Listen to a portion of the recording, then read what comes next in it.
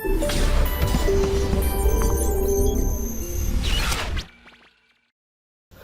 प्यारे बच्चों, मैं आपका अनुराग गर्ग आज एक बार फिर आपके समक्ष प्रस्तुत हुआ हूं। जो टॉपिक हमारा चला था बायोमोलिक्यूल, उसी को कंटिन्यू करने के लिए। तो देखो, अभी तक हम लोगों ने पढ़ा था, लास्ट जो लेक्चर हम लोगों का डिस्कस हुआ था उसमें आपको याद होगा हमने डी फैमिली की बात करी थी, जिसमें हमने ग्लूकोज, मैनोज, राइबोज, एराबिनोज, इस तरह के कई सारे कंपाउंड्स की हमने बात करी थी।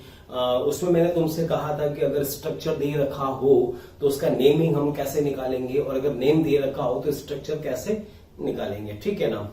उसके बाद फिर हमने, तुम्हें याद होगा, ग्लूकोज की हमने पैरेनोस फॉर्म बनाई थी, जिसमें हमने एक वर्ड की भी बात करी थी, एनोमर की। अल्फा एंड बीटा दो टाइप के एनोमर होते हैं, ठीक है। तो उनका पैरेनोस फॉर्म हमने ग्लूकोज का बनाया था, और फ्रक्टोज की हमने फ्यूरेनोस फॉर्म को डिस्कस किया था, ठीक है। अब आज का जो टॉपिक है वो इसी का नेक्स्ट पार्ट है। तो मेनली आज हम लोग बात करेंगे डाइसैकेराइड की। तो आज का हमारा टॉपिक होगा मेनली सम इंपॉर्टेंट डाइसैकेराइड। तो कुछ इंपॉर्टेंट डाइसैकेराइड होते हैं, जैसे सुक्रोज होता है, एक माल्टोज होता है, और एक होता है लैक्टोज। ये तीनों फेमस डाइसैकेराइड हैं। तो आज हम इन सभी को डिटेल में डिस्कस करेंगे, ठीक है। लेकिन इनको डिस्कस करने से पहले थोड़ा सा हम फिर से बात करेंगे इस वाली फॉर्म की, जिसको हमने लास्ट टाइम पर डिस्कस करा था। तुम्हें याद होगा, ये हमने लिखा था लास्ट टाइम पर अल्फा डी ग्लूकोज, और ये ग्लूकोज की 6 मेंबर रिंग है, तो इसको हमने नेम दिया था पायरेनोज। तो इस कंपाउंड का नाम हमने वहां पे लिखा था अल्फा डी ग्लूकोपायरेनोज लिखा था। अच्छा, ये अल्फा हमने इसको क्यों लिखा? अल्फा हमने इसलिए लिखा बिकॉज इसका जो OH है वो इस कार्बन के नीचे की तरफ है। ये तुमको याद होगा कि OH अगर बिलो दी प्लेन है, इसको हम बिलो मानेंगे। अगर ये बिलो है तो इसको हमने क्या बोला था? अल्फा। और अगर इस OH को हम ऊपर लिख देते तो वो होता बीटा। तो ठीक है, हमने यहां पर इसको अल्फा नाम दिया है, चाहे तो हम बीटा भी बना सकते हैं। और तुम्हें ये भी याद होगा, जैसे ये जो ग्लूकोज होता है, ये ग्लूकोज का नंबर 1 कार्बन, ये नंबर 2 कार्बन, ये नंबर 3, ये नंबर 4, ये नंबर 5 और ये नंबर 6 यहां पर होता है ऑक्सीजन, और ये होता है नंबर 6। ये होता है नंबर 6, ठीक है। अब देखो इस केस में क्या है, समझना पूरी बात। ये ग्लूकोज का अल्फा फॉर्म है, इसमें अब तुम्हें, अच्छा, ये ग्लूकोज की पैरेनोस फॉर्म भी है, इसको हम ग्लूकोपैरेनोस कहें या ग्लूकोज कहें, बात एक ही है, कुल मिलाकर मॉलिक्यूल ग्लूकोज ही है। इसमें तुम्हें ये याद रखना है, ग्लूकोज की पैरेनोस फॉर्म में 1 नंबर जो कार्बन होता है यही एनोमेरिक कार्बन होता है।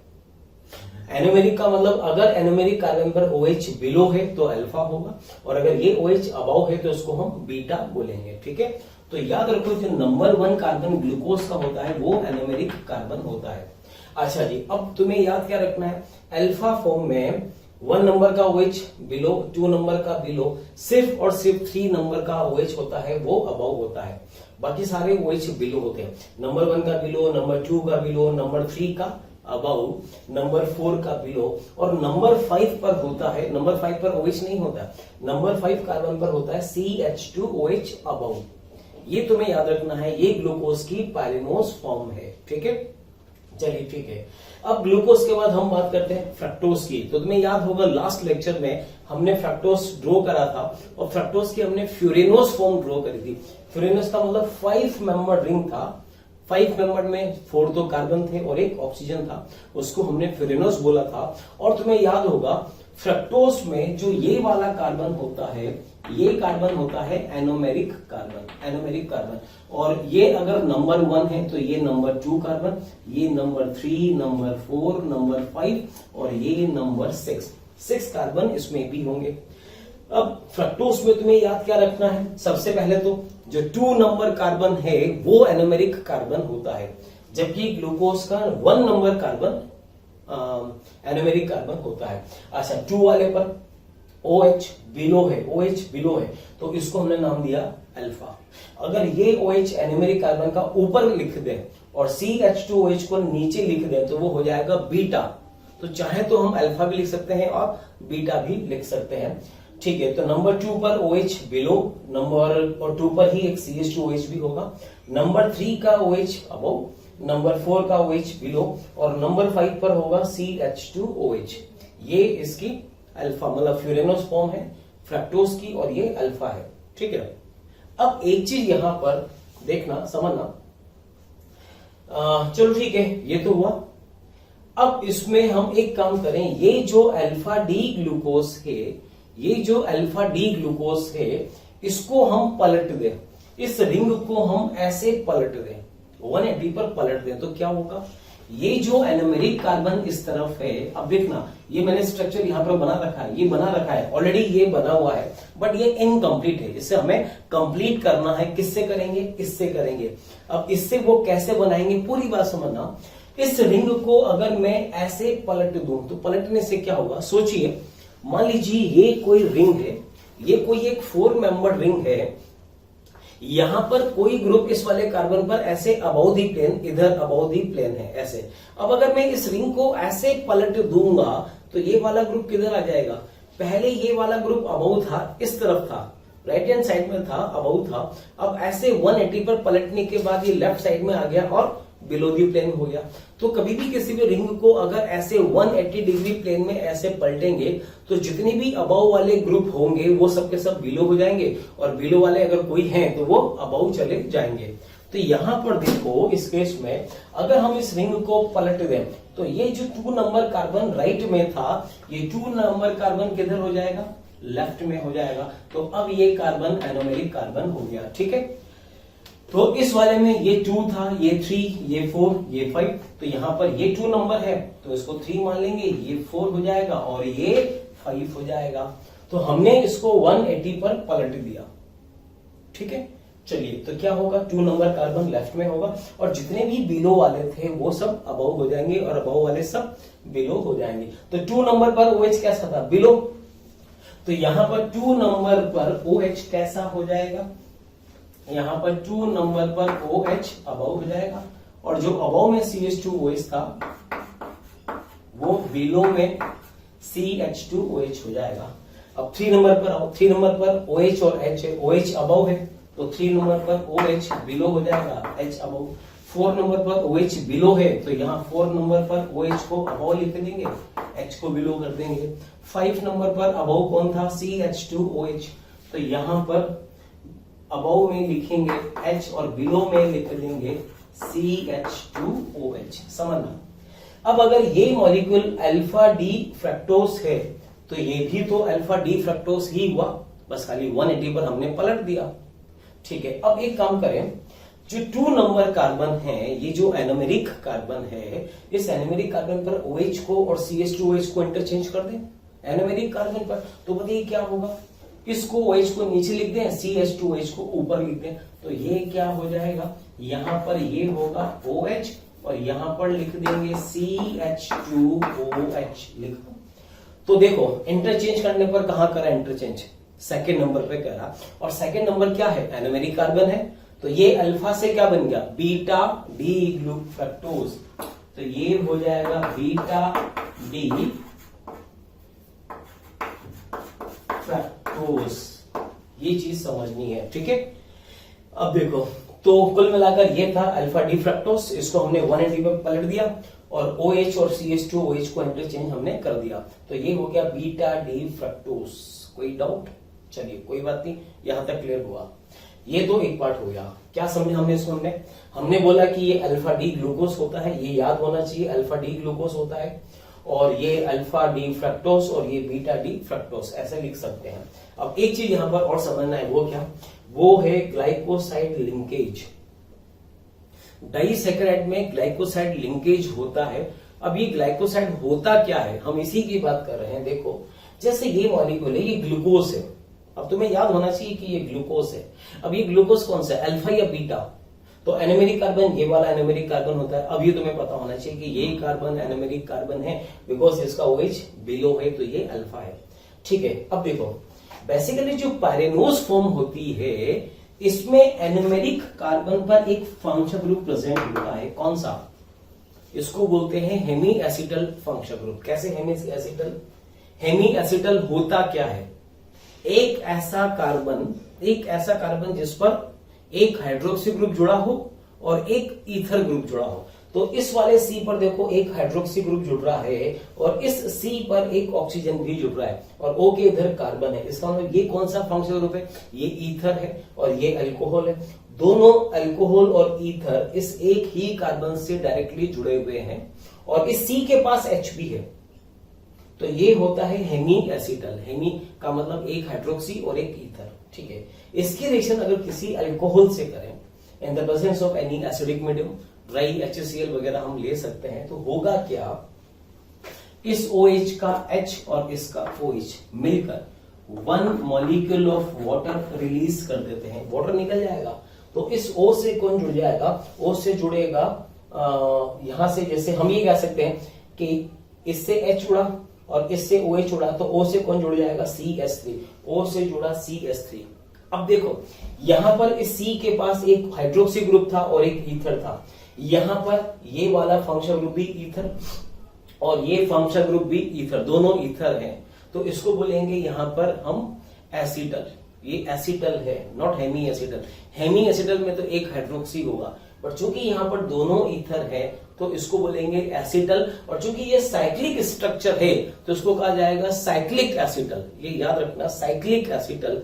और ये जो बॉन्ड बनता है बस इसी को बोलते हैं ग्लाइकोसाइड लिंकेज, याद रखना इस चीज को। तो इसका नेम होगा मिथाइल, चूंकि यहां मिथाइल था, अल्फा से बना हुआ है, तो ये हो जाएगा मिथाइल अल्फा ग्लूकोपाइरेनोसाइड, ये इसका नेम हुआ, ठीक है। ये याद रखो, इसको बोलते हैं ग्लाइकोसाइड लिंकेज। तो हमने यहां पर ग्लूकोज पढ़ा, फ्रक्टोज पढ़ा, ये अल्फा और ये बीटा। अब देखो, अब यहां पर आइए, नेक्स्ट हमारा टॉपिक है some important disaccharide. The first disaccharide is sucrose, ठीक है। सुक्रोज का फॉर्मूला होता है C12H22O11। जो जिस चीज को मैं पॉइंट कर रहा हूं आप बस उसी को देखिए, इसी को समझो, अभी ये सब पढ़ने की इनकी जरूरत नहीं है, अभी सिर्फ यहां पर फोकस करो। तो C12H22+O11 ये फॉर्मूला होता है सुक्रोज का। अगर सुक्रोज का हाइड्रोलिसिस करें, वाटर से रिएक्शन करें, तो दो मॉलिक्यूल बनते हैं, दोनों का मॉलिक्यूलर फॉर्मूला सेम होता है C6H12O6 और ये भी होता है C6H12O6। दोनों, एक मॉलिक्यूल होता है ग्लूकोज और एक मॉलिक्यूल होता है फ्रक्टोज, ठीक है। ग्लूकोज जो होता है वो अल्फा ग्लूकोज होता है और फ्रक्टोज जो होता है वो बीटा फ्रक्टोज होता है, याद है, ठीक है। देखेंगे, अब देखो ये लिखा हमने, ये ग्लूकोज ये रहा अल्फा डी ग्लूकोपाइरेनोस, ये अल्फा डी ग्लूकोपाइरेनोस। कैसे अल्फा, कैसे देखो, ये वाला OH, ये वाला OH बिलो है तो ये अल्फा हुआ, ठीक है। और ठीक से देखना, ये वाला जो बीटा था, इस बीटा को हमने एज इट इज उठाकर यहां पे लिख दिया। देखो वो बीटा डी फ्रक्टोस और ये बीटा डी, वहां में लिखा फ्रक्टोस और यहां लिखा फ्रक्टोफ्यूरेनोस, कैसे भी लिख सकते हैं, नेमिंग से कोई फर्क नहीं पड़ेगा।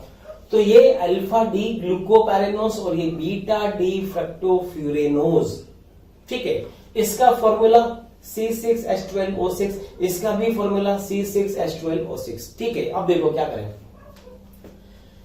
इन दोनों में से यहां से ये OH और ये OH, ठीक है। अच्छा, इसमें नंबरिंग की हम बात करें तो इसमें ये वाला कार्बन कौन सा होता है, number 1, this is anomeric carbon. और ये बीटा है, बीटा का ये वाला कार्बन एनोमेरिक, ये कौन सा, नंबर 2। तो इसमें नंबर 1 का OH और इसमें नंबर 2 का OH, इनमें से मिलकर एक मॉलिक्यूल वाटर का अलग कर दो, H2O अलग कर दो। तो सपोज ये OH अलग हुआ और ये H अलग हुआ, तो इस ऑक्सीजन से कौन जुड़ जाएगा, ये वाला 2 नंबर कार्बन। देखो वाटर निकाल कर ये हमने O बना दिया, हम रिवर्स चल रहे हैं, उनसे हमने ये बनाया है, इसलिए ताकि ये समझना हमारे लिए बिल्कुल आसान हो जाए कि सुक्रोज का बेसिकली स्ट्रक्चर होता क्या है। तो यहां पर देखो, इस केस में ये क्या है, ये ईथर है, ये भी ईथर और ये भी, दोनों ईथर है, दोनों ईथर है, ठीक है। तो यहां पर इस केस में अब देखो, ये सुक्रोज, यही सुक्रोज होता है और सुक्रोज का फॉर्मूला क्या होता है, C12H22O11। तो कहने का मतलब ये है, इस केस में ये जो एनोमेरिक कार्बन है, ये ग्लूकोज का एनोमेरिक कार्बन नंबर 1 और ये फ्रक्टोज का एनोमेरिक कार्बन नंबर 2, दोनों में ये लिंकेज हो रहा है। तो हम ये कहेंगे सुक्रोज में किस टाइप का लिंकेज है, इसका C1 और इसका C2, C1C2 ग्लाइकोसाइड लिंकेज ये होता है, ये याद रखना है। आपसे कभी कहा जाए ग्लूकोज में किस टाइप का लिंकेज होता है, तो याद रखना ग्लूकोज में हम बोलेंगे C1C2 ग्लाइकोसाइड लिंकेज होता है। अच्छा, तो अब आप यो कहो कि अगर हम ग्लूकोज का हाइड्रोलिसिस करें तो क्या होगा, इस ये वाला जो ईथर होगा ये फिर किस में कन्वर्ट हो जाएगा, हाइड्रोक्सी ग्रुप में कन्वर्ट हो जाएगा। तो यहां से ये बॉन्ड टूटेगा, एक H इस पर आएगा OH, तो ये OH कहां पर आएगा, बिलो, ये बिलो की तरफ है, तो यहां बिलो में OH आ जाएगा और इसके पास भी बिलो में OH आ जाएगा। तो हमें क्या मिलेगा, हमें मिलेगा alpha D glucopyranose and beta D फ्रक्टोफ्यूरेनोज।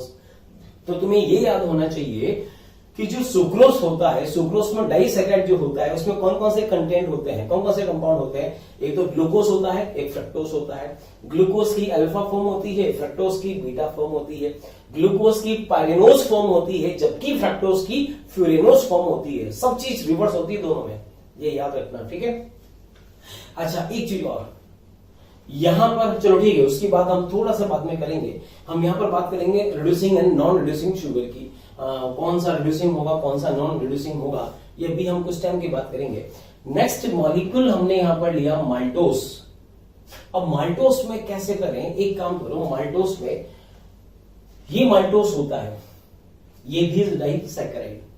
अब अगर माल्टोस का आपसे कहा जाए माल्टोस में कौन कौन से कंटेंट होता है, माल्टोस किस किस से मिलकर बना होता है, ग्लूकोज से मिलकर बना होता है या फ्रक्टोज से मिलकर बना होता है, क्या होता है, दोनों मॉलिक्यूल ग्लूकोज के होते हैं या दोनों मॉलिक्यूल फ्रक्टोज के, या एक ग्लूकोज एक फ्रक्टोज, ये सब हमें आना चाहिए। तो देखो, जब ग्लूकोज का हम हाइड्रोलिसिस करते हैं तो दोनों मॉलिक्यूल ग्लूकोज के ही मिलते हैं, ये वाला भी ग्लूकोज, ये भी ग्लूकोज, और ये भी अल्फा तो ये भी अल्फा, दोनों अल्फा, ठीक है। तो अब इसको हम माल्टोस बनाना है, तो कैसे बनाए माल्टोस, देखो ये हमने अल्फा डी ग्लूकोज लिया, अल्फा डी ग्लूकोज तो पता है इसी, ये रहा alpha D glucose, as it is इसको हमने यहां पर प्रिंट कर दिया प्रिंट, और इसी मॉलिक्यूल को एज इट इज यहां पर भी प्रिंट कर दिया, दोनों मॉलिक्यूल सेम, ये भी अल्फा डी ग्लूकोज, ये भी अल्फा डी ग्लूकोज। अब क्या करें, इसका ये OH और इसका ये OH, बताइए दोनों की पोजीशन क्या है, और दोनों में एनोमेरिक कार्बन कौन है, इसमें एनोमेरिक कार्बन ये रहा, दिस इज C1, तो इसमें एनोमेरिक कार्बन ये रहा, ये भी C1, तो इसका तो एनोमेरिक कार्बन का OH और इसका एनोमेरिक कौन सा, ये वाला कार्बन एनोमेरिक नहीं है, ये तो 4th नंबर कार्बन है, ये नंबर 1, ये नंबर 2, ये नंबर 3 और ये नंबर 4, तो इसके तो C1 का OH और इसके C4 का OH मिलकर क्या करो, एक मॉलिक्यूल वाटर का हटा दो, रिलीज कर दो, रिमूव कर दो, तो यहां पर क्या बन जाएगा, ईथर, ये बन गया ईथर। रिवर्स चलो, राइट से लेफ्ट चलेंगे तो वाटर रिलीज कर दो, और लेफ्ट से राइट चलेंगे तो वाटर, अगर हम राइट से लेफ्ट चल रहे हैं तो क्या कर रहे हैं, वाटर रिलीज कर रहे हैं, और अगर लेफ्ट से राइट चलेंगे तो इसमें वाटर ऐड कर देंगे, तो ये बन जाएगा। तो अब देखो, अगर तुम्हें ग्लूकोज और फ्रक्टोज के स्ट्रक्चर पता है तो तुम्हारे लिए ये सब याद करना बहुत आसान हो जाएगा, ठीक है। तो आपसे कहा जाए माल्टोस के कंपोनेंट क्या क्या होते हैं, किस किस से मिलकर बना होता है माल्टोस, तो माल्टोस कहेंगे हम डाइसैकेराइड है, हाइड्रोलिसिस करेंगे तो दोनों ही मॉलिक्यूल किसके मिलेंगे, अल्फा डी ग्लूकोज के और दूसरा भी अल्फा डी ग्लूकोज। और ये कहा जाए माल्टोस में किस टाइप का लिंकेज होता है, तो इसका तो C1 कार्बन और इसका C4 कार्बन, तो ये हो जाएगा यहां पर C1C4 ग्लाइकोसाइड लिंकेज, ये याद रखना है। तो सुक्रोज में होता है, सुक्रोज में कौन सा होता है, C1, इसमें तो C1C2 ग्लाइकोसाइड लिंकेज, और इसमें C1C4, चाहे तो यहां लिखो चाहे तो यहां पर लिख दो, एक ही बात है, ठीक है। तो ये चीज हमें अच्छे से याद होना चाहिए। अच्छा, एक चीज और याद रखना, माल्टोस जो मिलता है, ये मॉलिक्यूल हमने यहाँ पे क्या नाम दिया था इसका, माल्टोस। अब सबसे पहले हम ये बात कर लें इसमें माल्टोस का फॉर्मेशन होता कैसे है, तो देखो ये मॉलिक्यूल होता है C6H10O5 होल N का वैल्यू कुछ भी हो सकता है, डिपेंड करता है सोर्स पर। ये होता है स्टार्च, अब स्टार्च के कई सारे सोर्स होते हैं, तो अगर स्टार्च का हम हाइड्रोलिसिस करें in the presence of enzyme diastase, diastase presence में हाइड्रोलिसिस करते हैं तो हमें मिलता है माल्टोज। तो स्टार्च से पहले मिलता है माल्टोज और फिर माल्टोज का फर्दर हाइड्रोलिसिस करें तो मिलते हैं 2 molecule of alpha D glucose. और माल्टोज में लिंकेज कौन सा होता है? माल्टोज में लिंकेज होता है C1C4 ग्लाइकोसाइड लिंकेज। ठीक है, तो ये हो गया सुक्रोज, ये हो गया माल्टोज। ठीक है, माल्टोज के बाद अब आते हैं नेक्स्ट लैक्टोज पर। लैक्टोज का एक नाम और होता है मिल्क शुगर, मिल्क शुगर भी बोलते हैं इसको। इसका भी फॉर्मूला वही होता है जो सुक्रोज का या लैक्टोज का होता है, C12H22O11। इसमें देखो यहां पर एक मॉलिक्यूल हमने लिखा बीटा डी गैलेक्टोज। अब बीटा डी गैलेक्टोज बनाना है तो कैसे बनाए? तुम्हें याद होगा एक टॉपिक मैंने तुमको लिखाया था एपीमर, वहां मैंने तुमसे कहा था ग्लूकोज और galactose both are C4 epimer. C4 epimer का मतलब क्या हो? 4th नंबर पर जो OH है वो ग्लूकोज में और गैलेक्टोज में अपोजिट साइड पर होते हैं। जैसे देखो ये वाला हमने लिखा था अल्फा डी ग्लूकोज। इस अल्फा डी ग्लूकोज को अगर मैं अल्फा डी गैलेक्टोज में कन्वर्ट करना चाहूं तो बस एक चेंज करना है, बस वो क्या? नंबर 1 2 3 4, 4th नंबर कार्बन का ये जो OH बिलो है इस OH को अबव कर दो। जैसे ही अबव करेंगे ये गैलेक्टोज में कन्वर्ट हो जाएगा। आई बात समझ में? तो यहां पर हमने इसमें ये लिखा, ये अल्फा डी ग्लूकोज है, इसको मुझे अल्फा डी गैलेक्टोज में चेंज करना है। तो एक बार फिर से बताइए क्या करेंगे? गैलेक्टोज में चेंज करना है तो इस वाले OH को ऊपर कर दीजिए और H को नीचे कर दो, ये हो जाएगा गैलेक्टोज। अच्छा अल्फा है, अल्फा को बीटा में कन्वर्ट करना है तो क्या करें? एनोमेरिक कार्बन का OH अबव कर दो तो बीटा हो जाएगा। आई बात समझ? तो यहां पर देखो लैक्टोज में होता है beta D galactose and beta D glucose, ये याद रखना, beta D galactose and beta D glucose. बस क्या करें? इसके OH में से और इसके OH में से एक मॉलिक्यूल वाटर का अलग कर दो, वाटर का अलग कर देंगे तो ये बन जाएगा। तो इसका OH कैसा था? अबव, इसका OH कैसा था? बिलो। तो इसमें जो ग्लाइकोसाइड लिंकेज होगा वो कुछ इस टाइप से लिखेंगे। तो यहां पर इसका नेम होता है लैक्टोज, याद रखो। तो लैक्टोज का अगर हाइड्रोलिसिस करें तो क्या क्या कंपाउंड मिलेंगे? Beta D galactose and beta D glucose, ये हुआ। ठीक है, तो सबसे इंपॉर्टेंट इसके अंदर है सुक्रोज, माल्टोज और लैक्टोज। इन तीनों कंपाउंड में तुम्हें एक तो ये पता होना चाहिए कि इसमें कौन कौन से कंपोनेंट प्रेजेंट होते हैं। ठीक है, एक तो ये पता होना चाहिए, प्लस किस टाइप का लिंकेज है। तो एक बार फिर से हम डिस्कस कर सकते हैं। सुक्रोज के अंदर क्या क्या होता है? Alpha D glucose and beta D fructose. Glucose की पैरेनस फॉर्म, फ्रक्टोज की फेरेनस फॉर्म। लिंकेज कैसा होता है? लिंकेज होता है C1C2 ग्लाइकोसाइड लिंकेज। ठीक है, माल्टोज में क्या क्या? माल्टोज किससे मिलकर बना होता है? Alpha D glucose plus alpha D glucose से। और जो लैक्टोज है वो किससे मिलकर बना होता है?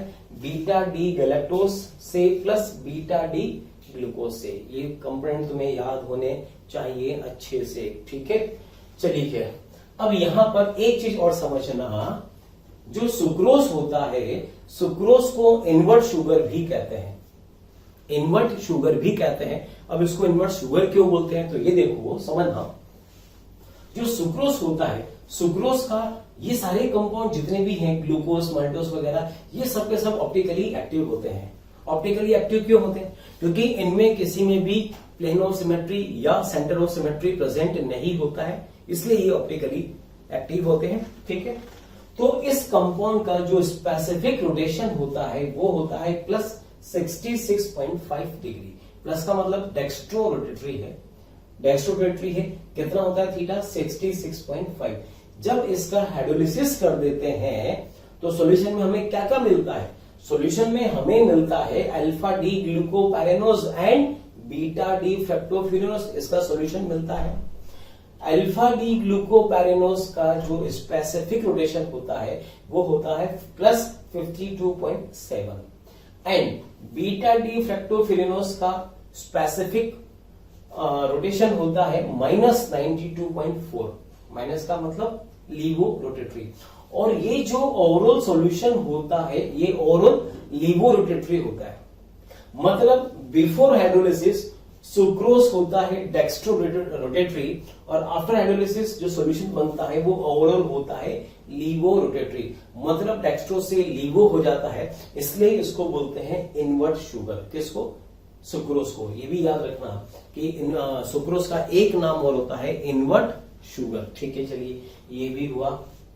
तो कहने का मतलब ये सारा पार्ट हमने डिस्कस करा है। अब यहां पर एक चीज और है, वो है reducing sugar and non reducing sugar. अब किसी डाइसैकेराइड को देखकर ये बताना कि कौन सा डाइसैकेराइड रिड्यूसिंग शुगर है और कौन सा नॉन रिड्यूसिंग शुगर है। तो देखो, जिस किसी का भी, जैसे मैं इसकी बात करूं, देखो इस ग्लूकोज का ये एनोमेरिक कार्बन है और ये फ्रक्टोज का एनोमेरिक कार्बन है। दोनों के दोनों एनोमेरिक कार्बन ग्लाइकोसाइड लिंकेज में इन्वॉल्व है, तो ये होगा नॉन रिड्यूसिंग शुगर। याद रखना, सुक्रोज क्या होता है? Non reducing sugar. अगर मैं माल्टोज की बात करूं तो माल्टोज में इस केस में इसका ये एनोमेरिक कार्बन और ये एनोमेरिक कार्बन। ठीक है, तुम्हें याद होगा जैसे हम ये कह सकते हैं कि अगर कोई एल्डिहाइड ग्रुप है की रिएक्शन अगर हम टॉलेंस रिएजेंट से करते हैं तो बनता क्या है? कंपाउंड। कंपाउंड बनता है RCOO-। एल्डिहाइड का ऑक्सीडेशन हो जाता है और टॉलेंस रिएजेंट रिड्यूस हो जाता है, से क्या बनता है? एक सिल्वर मींस ब्लैक कलर का प्रेसिपिटेट फॉर्म होता है जिसको बोलते हैं सिल्वर मिरर टेस्ट भी बोलते हैं।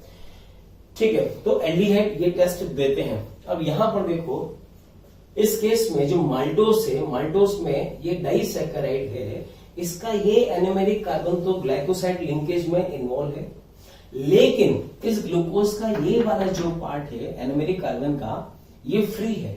फ्री का मतलब ये टोटाइमरेज में शो करेगा, रिंग ओपन होगी और ये कन्वर्ट किस में हो जाएगा? एल्डिहाइड ग्रुप में। और एल्डिहाइड ग्रुप तो टॉलेंस को रिड्यूस कर देता है।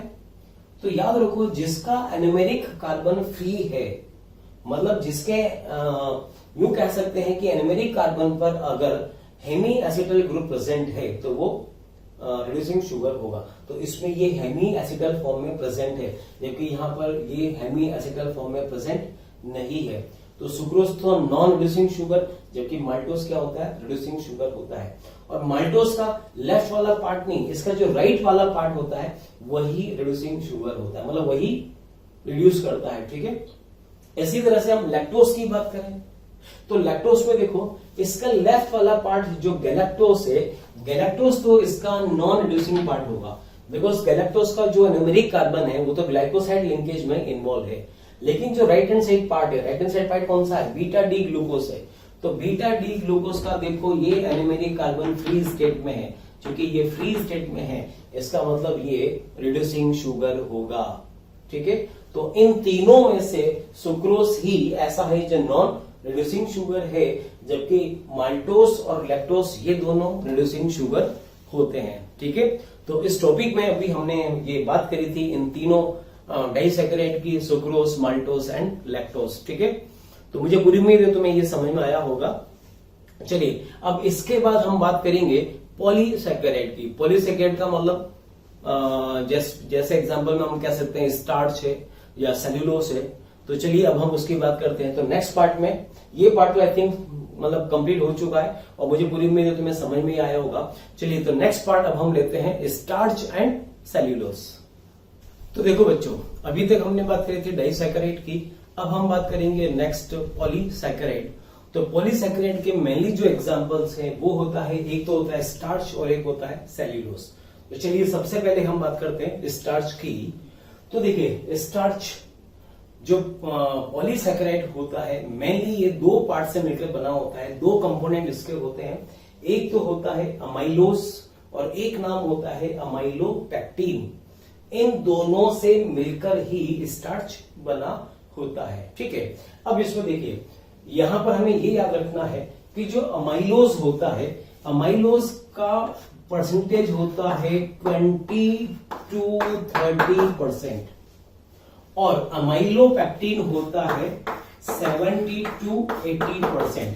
अभी डिपेंड करता है कि इनका सोर्स वगैरह क्या होता है। स्टार्च का जो सोर्स होता है उन पर ये परसेंटेज अमाउंट डिपेंड करता है। तो स्टार्च मेनली दो कंपोनेंट से मिलकर बना होता है, अमाइलोज एंड अमाइलोपेक्टिन। अब ये दोनों ही अल्फा डी ग्लूकोज के पॉलीमर होते हैं, ये दोनों ही अल्फा डी ग्लूकोज के पॉलीमर होते हैं। बस जो फर्क होता है वो होता है इनकी चेन का, जो लिंकेज है बस उस लिंकेज का ही फर्क होता है, बाकी होते दोनों अल्फा डी ग्लूकोज के ही पॉलीमर हैं। तो चलिए सबसे पहले हम बात करें इसमें अमाइलोज। तो अमाइलोज क्या होता है? Amylose means alpha glucose units are linked through 1,4-ग्लाइकोसाइड लिंकेज।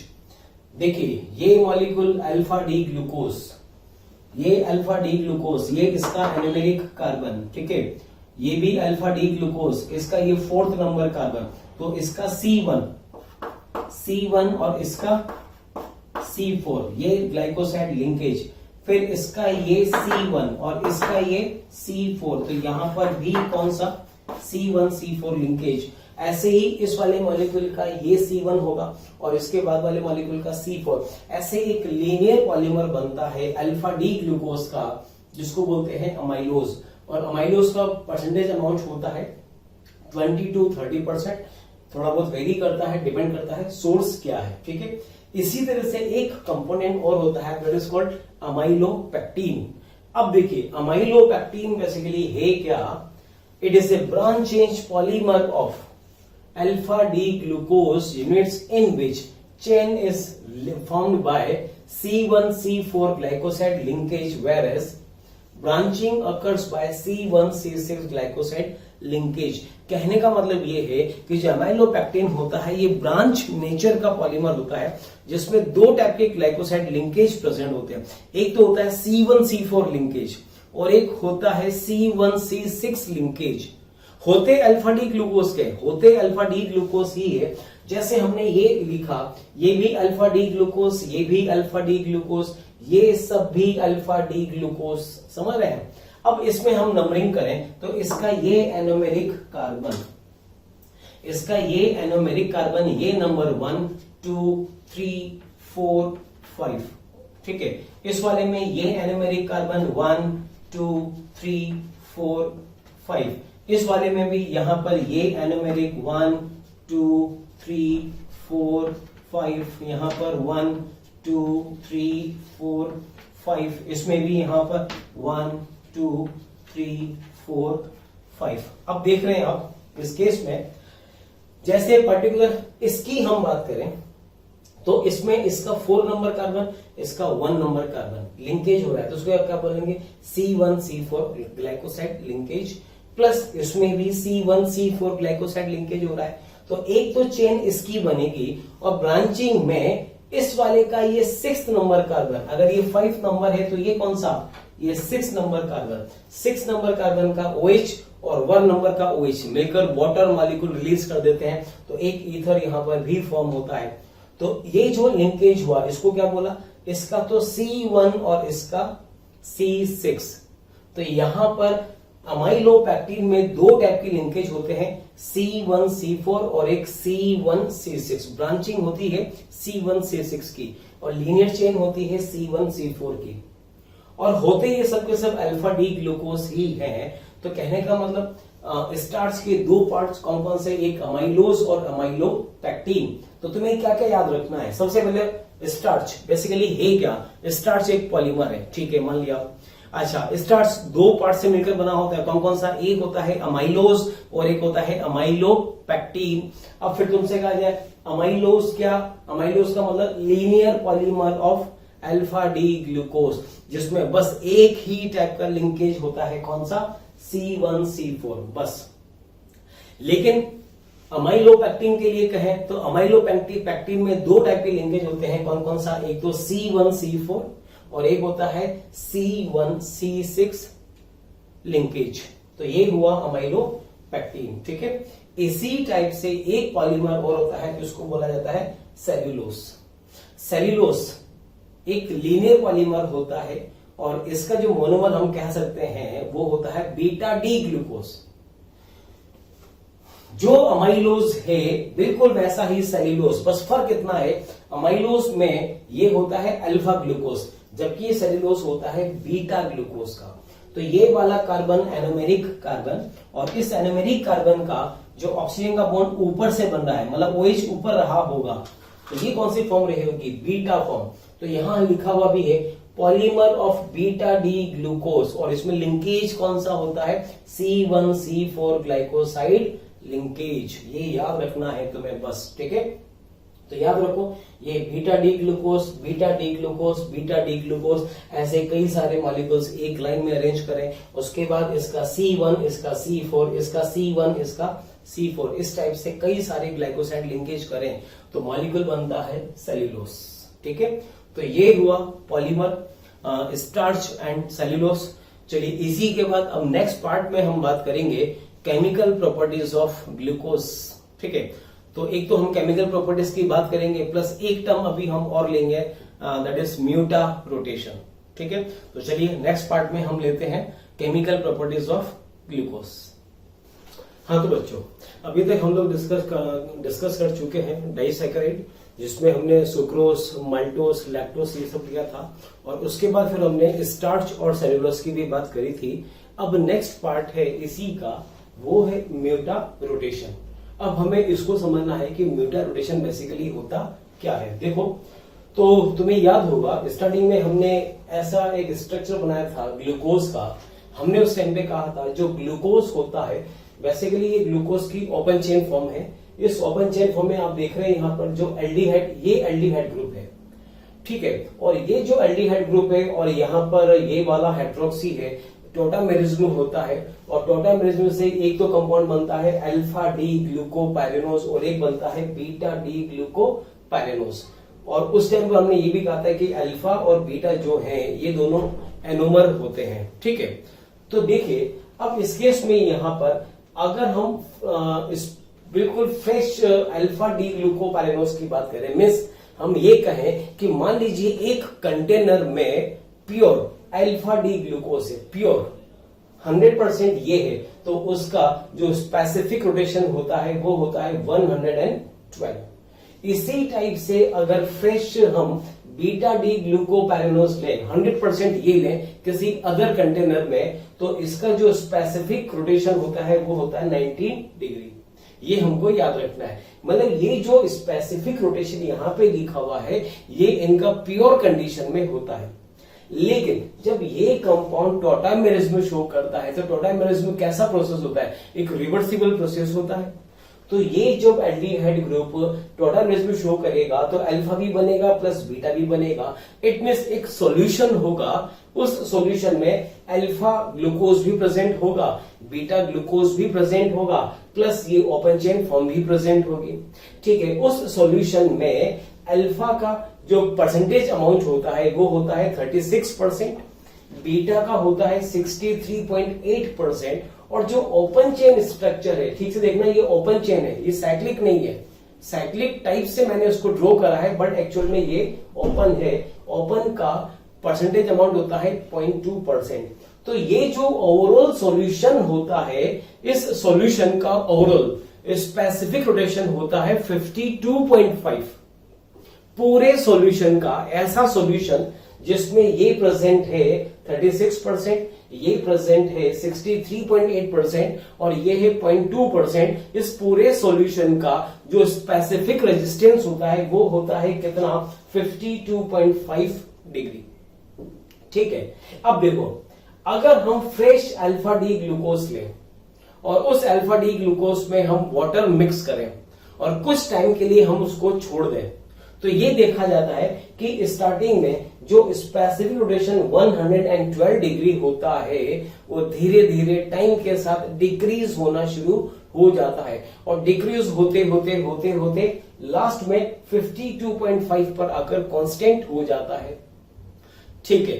इसी तरह से अगर हम 100% pure freshly beta D glucopyranose form ले रहे हैं, 100% प्योर बीटा डी ग्लूकोज लें, उसके अंदर वाटर मिक्स करें, तो ये देखा जाता है स्टार्टिंग में जो स्पेसिफिक रोटेशन 19 डिग्री होता है ये बढ़ते बढ़ते बढ़ते बढ़ते वापस 52.5 डिग्री पर आकर कांस्टेंट हो जाता है। इट मींस ये तो 112 से डिक्रीज होता है यहां तक, और ये 19 डिग्री से इंक्रीज होता है यहां तक।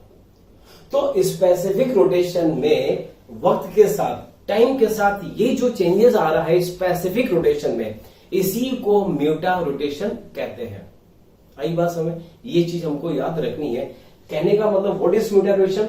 The change of optical rotation with time is called mutarotation. तो आई होप आपको समझ में आया होगा ये कॉन्सेप्ट। तो याद रखिए ये होता है म्यूटा रोटेशन। अब बात ये है कि म्यूटा रोटेशन शो कौन करता है? तो याद रखना म्यूटा रोटेशन वही कंपाउंड शो करेंगे जिसका anomeric carbon glycoside linkage form ना कर रहा हो। जैसे सुक्रोज की बात करें, अब सुक्रोज किसका बना होता है? Alpha D glucose and beta D fructose, और दोनों के ही एनोमेरिक कार्बन ग्लाइकोसाइड लिंकेज में इन्वॉल्व होते हैं, इसलिए सुक्रोज म्यूटा रोटेशन शो नहीं करता है। बट अगर हम बात करें लैक्टोज की या फिर माल्टोज की, लैक्टोज और माल्टोज में इनकी हाफ यूनिट जो होती है वो हेमी एसिटल फॉर्म में एग्जिस्ट करती है, तो इसलिए वो दोनों म्यूटा रोटेशन शो करेंगे। तो कहने का मतलब ये है कि सुक्रोज म्यूटा रोटेशन शो नहीं करता है, बट लैक्टोज या फिर माल्टोज म्यूटा रोटेशन शो करता है। ठीक है, तो ये पार्ट हमने कंप्लीट करा म्यूटा रोटेशन। ठीक है, छोटा सा पार्ट था, सिंपल पार्ट है, याद होना चाहिए। Okay, now next is chemical properties of glucose.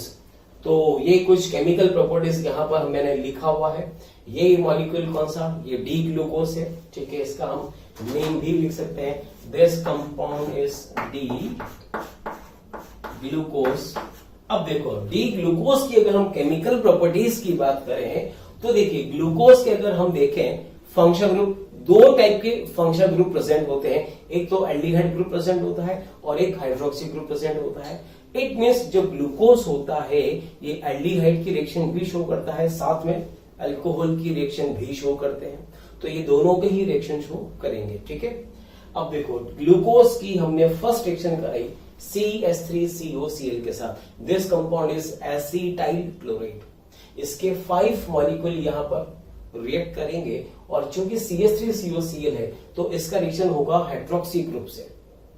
ठीक है, क्या होगा? हमको याद है अल्कोहल की रिएक्शन अगर CH3COCl से करते हैं तो होता क्या है? इसका H अलग होगा और इसका Cl लीव करता है, प्लस ये जो कार्बन होगा CO कार्बन, ये इस ऑक्सीजन से अटैच्ड हो जाएगा। आई बात समझ में? तो यहां पर कंपाउंड बनेगा CHO, देन H और O से अटैच्ड COCH3 होल 4 और फिर यहां पर CH2OCO-CH3। इसको बोलते हैं ग्लूकोज पेंटा एसीटेट। ठीक है, अब यहां पर एक चीज तुम्हें समझना है, चलो इसको हम ले सकते हैं। देखो ये थोड़ा सा मैंने इसको ऐसे ब्रैकेट में लिखा है, थोड़ा ये ब्रैकेट वाला जो स्टाइल है, जरा इसको एक बार आप समझ लीजिए कैसे मैंने इसको लिखा।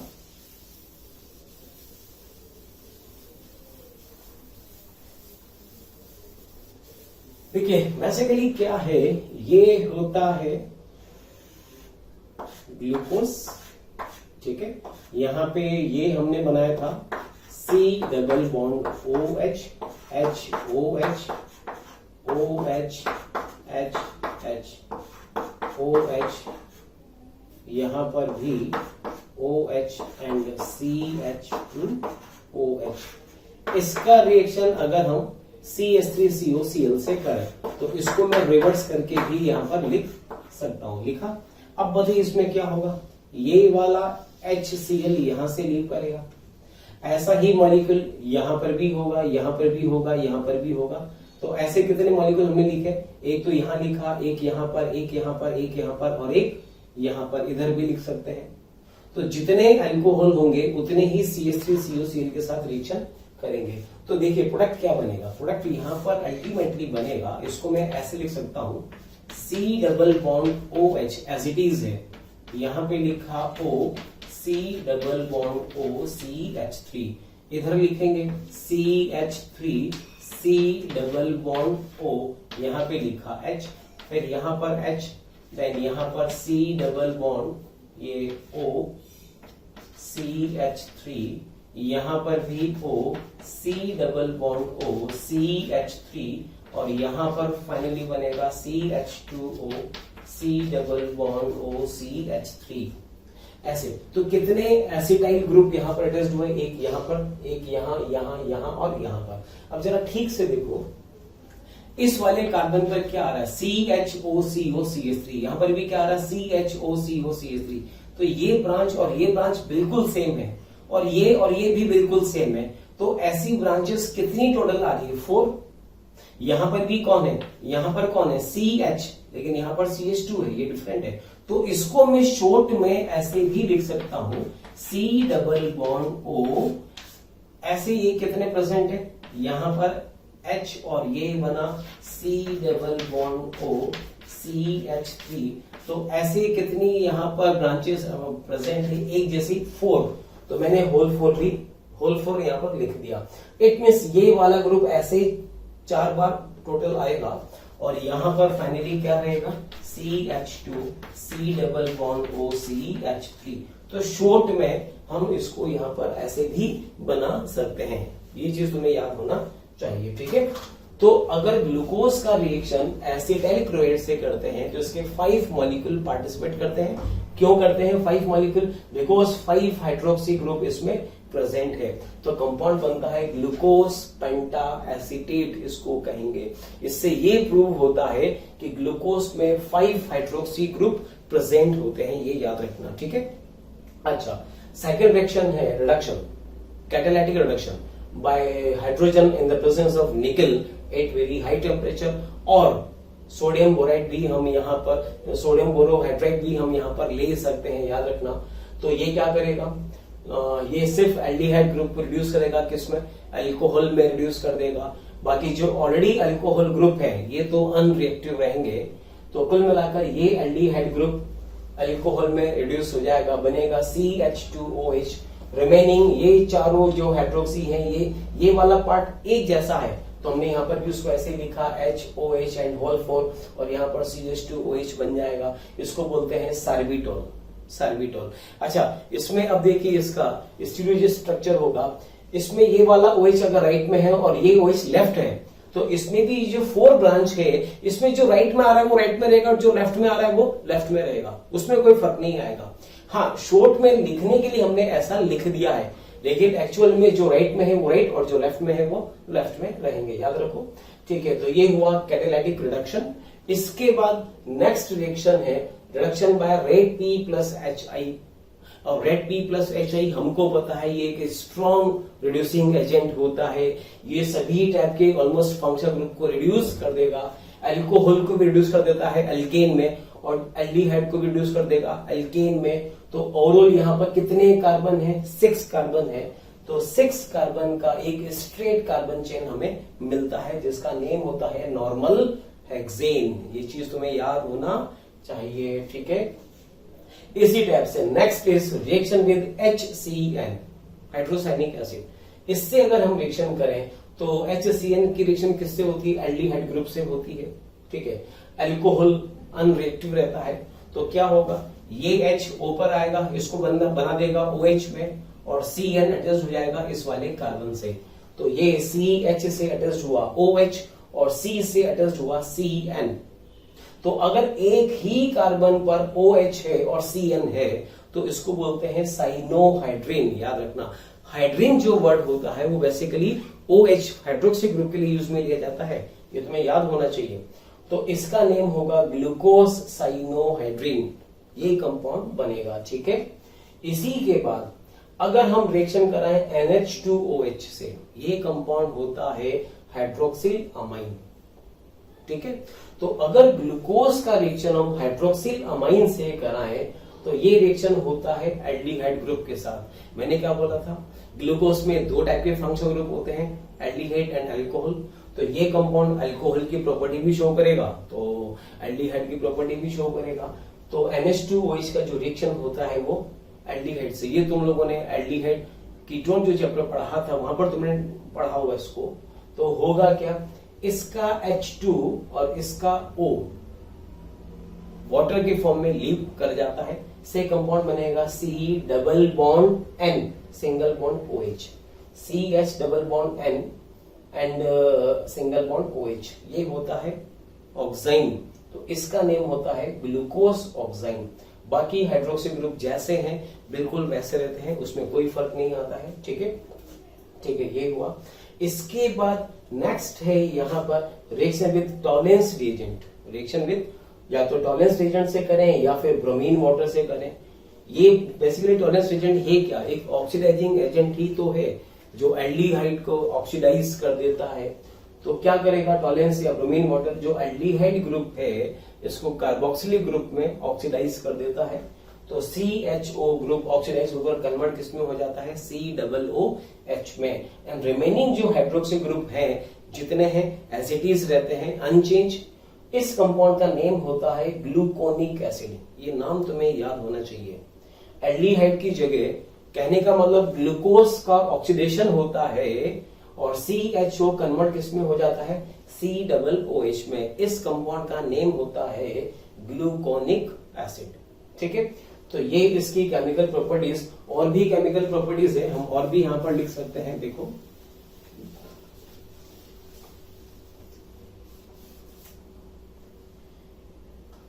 ये देखिए ग्लूकोज का रिएक्शन अगर HNO3 से करें। अब HNO3 एक स्ट्रॉन्ग ऑक्सीडाइजिंग एजेंट होता है। ये क्या करेगा, ये इस एल्डिहाइड, ये जो एल्डिहाइड ग्रुप है इसका ऑक्सीडेशन कर देता है किसमें, COOH में। लेकिन जो अल्कोहल ग्रुप है, ये चारों alcohol group as it is रहते हैं। लेकिन ये वाला जो हाइड्रोक्सी है दिस इज 1 डिग्री अल्कोहल। तो सिर्फ और सिर्फ 1 डिग्री अल्कोहल ये फर्दर ऑक्सीडाइज होता है एल्डिहाइड में और फिर वो एल्डिहाइड भी फाइनली कन्वर्ट हो जाता है कार्बोक्सिलिक एसिड ग्रुप में। ये जो बीच के हाइड्रोक्सी ग्रुप हैं इनमें कोई चेंज नहीं होता है, ये याद होना चाहिए। ये लिखा हमने यहाँ पे ग्लूकोज HOH और ये बनता है COOH। इसको बोलते हैं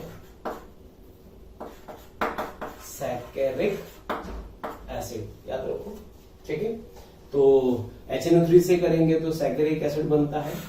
इसके बाद यहां पर एक ये भी याद रखेंगे, अगर जाइमेज एंजाइम मींस ईस्ट में प्रेजेंट जो जाइमेज एंजाइम होता है, अगर उससे उसका रिएक्शन करें मींस फर्मेंटेशन टाइप का रिएक्शन है, तो याद रखना इसमें मॉलिक्यूल बनता है C2H5OH प्लस CO2 गैस इसमें से रिलीज होती है। And this is the formation method of beer. ठीक है, इससे हम बियर भी बना सकते हैं इस टाइप के प्रोसेस से। तो ग्लूकोज से इथाइल अल्कोहल भी बनता है। और एक लास्ट रिएक्शन और है इसका, वो है H2NH सिंगल बॉन्ड PH। इस कंपाउंड का नेम होता है phenyl hydrazine. This compound is phenyl hydrazine. इसमें तुम्हें याद रखना होगा, डायरेक्टली याद रखो, इसके टोटल 3 मॉलिक्यूल पार्टिसिपेट करते हैं। रिएक्शन इस कार्बन पर और इस कार्बन पर होती है।